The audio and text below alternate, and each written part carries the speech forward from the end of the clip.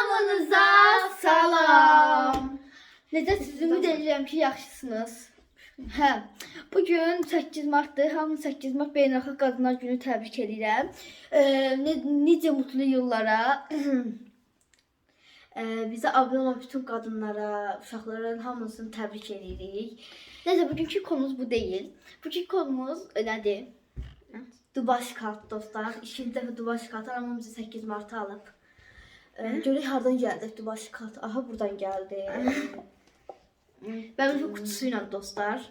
Böyle içini göstereyim. Ne göstereyim? Neden Onu o çıkarmak Dubaş sonra. kartıdır. 3, 2, 1. Neyse belə. Bu arada biz bu haqqında çox məlumat verməyəcəyik amma gerçək olduğunu buradan anlaya bilərsiniz. Belə QR kodu oxudun anlayın. Bəli. Bunun biz onun part 1'də çox aydın danışmışıq. Gəlib o part 1'dən baxa bilərsiniz. Neyse. Linkini aşağı bırakacağım. Bəli dostlar, gördüyünüz sen burada, kimi. mən buradan. Ben dartıram. Yok Belə. sen dart. Buradan çıxar. Biraz. Biraz at. Kalacağım. Narin davranın. Yo, hə.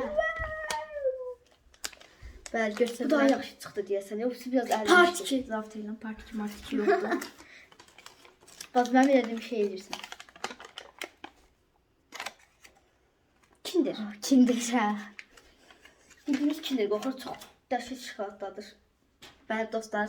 Ben tam Qratin. sakit İndi değil. bağım o şey. Tam sakit. Baxın çıt səsi gələcəkmi?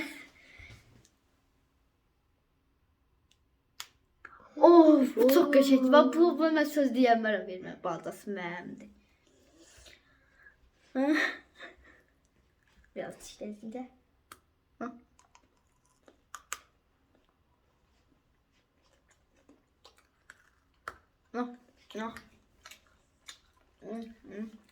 Bəli dostlar, bu videomuz çok kısaydı çünkü yani 8 Mart'ta hem sizin bayramınızı kutlamak için hem de ki abimizde 8 Mart ayında Dubaş kartında yani. Yani yiyenler varsa diyebilir izlediğim. Ve Bu arada mən telefon aldığım için bu telefonu da size hediye veririm. Ama Təbii dərsə ki- aparmaq yoxdur. yaxşı.